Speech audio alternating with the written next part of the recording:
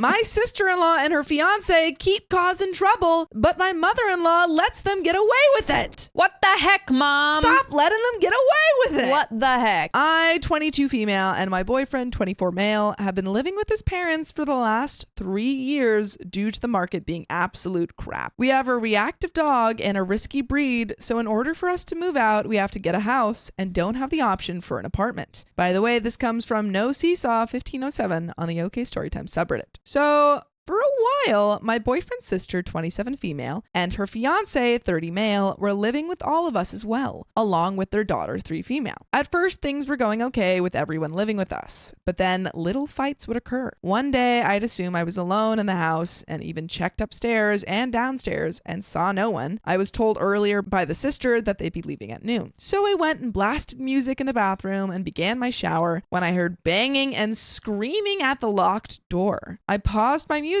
and got out of the middle of my shower to hear the sister yelling at me to turn the effing music down. I shouted through the door, "Sorry," and I thought you guys already left, when she responded back, "Come out here," while she was still hitting the door. I told her she needed to calm down and I wasn't going to come out in a towel with her acting like that. Within the last 2 years, things escalated. So when I was 21, I moved back in with my dad. They still were accusing me of things like putting laxatives in their tea when I wasn't even there. Turned out to be mold. That's insane. Eventually, I moved back in and this is where things got worse. One day after taking a shower in our shared bathroom, I got out and saw "F-U" written on our side of the bathroom. They were known to write things on the mirror. I showed my boyfriend's dad and said that I didn't want to start anything, but we all need to have a discussion about boundaries. When the dad brought this up, the fiance got disrespectful with the dad, and the dad said, "If you think you can talk to me like that, then get the F out." So they did. Now, after that, things chilled out a little bit.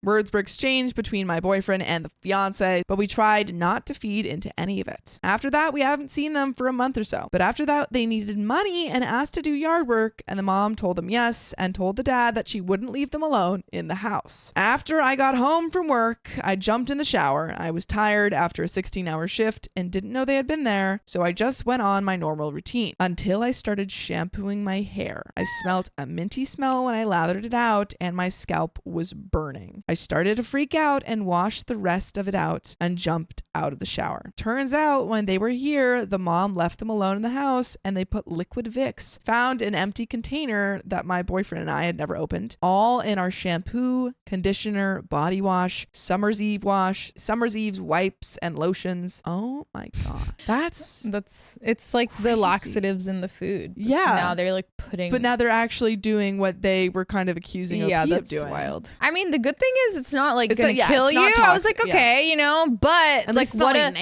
a bad prank to play on someone. So bad. I never said anything to them about it, but me and my boyfriend made it clear to the parents what happened and that we were not happy. The parents offered to replace our stuff, but we declined. The dad didn't want anything to do with them anymore, but then the mom continued to invite them over and be buddy-buddy with them even after everything. I get that's her daughter, but at the same time, she always tries to protect them. So am I the a-hole? And there is an update. I mean, obviously you're not the a-hole here. No. I do think you should maybe leave that house because it seems like you're not necessarily that safe. Because also I feel like, you know, the mom's loyalties are going to lie with her own kids. So it's like, I don't know how much OP can like control what the family does, but I don't think they're the a-hole. No. Yeah. I think it's just like if you can move back with your dad or find another place that you can stay. Yeah, that'd be obviously ideal. Financially it seems like that's pretty tricky for you guys, but yeah. Get out. Unfortunately, like there's not like a conversation that you could really have that would change their mind because it is their house and that is their daughter. Right. A ton of people were saying that I should update this since it sounds like I'm just a freeloader complaining that it's the mom's house and the dad is just trying to make peace of that. I should get rid of my reactive dog and get an apartment. So to clarify, my boyfriend and I pay rent about as much as it would cost for us to own an apartment in our area. This allows us to save very slowly since we also have student loans. We are are paying off, and etc. The incidents that have occurred have really strained the mom and dad's relationship. The son, or my boyfriend, is the dad's real only biological son. He is beyond pissed at the daughter and fiance. He doesn't want them in the house at all and doesn't want the mom paying for them because of how they've treated me and my boyfriend and him. This being said, the mom keeps lying and going behind all of our backs. Yikes. I still have a good relationship with the mom. I would never tell her what she can and can't do or demand her to do things. This being said, I have made it clear that I am very uncomfortable with them being over unsupervised.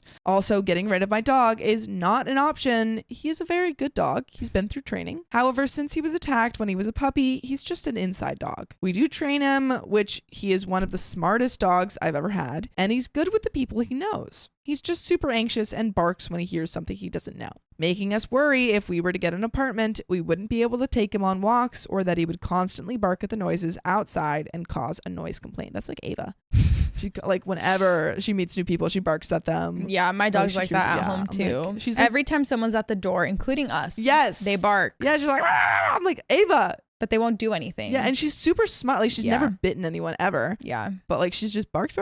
Yeah. And then she meets a new person, she barks. We feel your reactive dog. Yeah. It's hard. By the way, we also feel like you should join us live every weekday at 3 p.m. PST on YouTube, Facebook, and TikTok. Just tap our profile. And there is a little bit left, but you can talk to the parents as much as you want, and they can say that they, you know, are going to look out for you, but you can't force them to not let their daughter come into the house. Yeah. If they need to go separate themselves and go to get their own place, then, you know, kind of, you got to figure out what you need to do, because I think the mom's not going to kick away her daughter.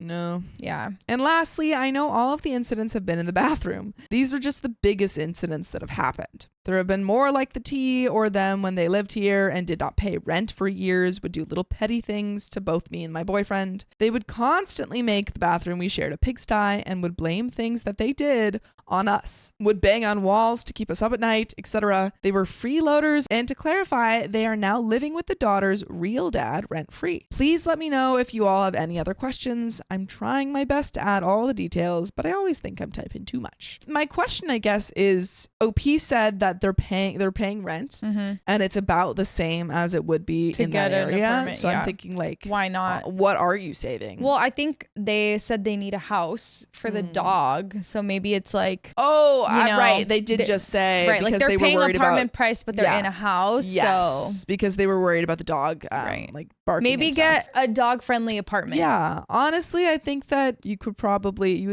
be okay depending on like what type of apartment. Yeah, you know, as long as it doesn't have super thin walls. Yeah, it might be time to fly the nest. Yeah, but that is the end of this episode. So if you love us, make sure to subscribe. We love you, and see you tomorrow.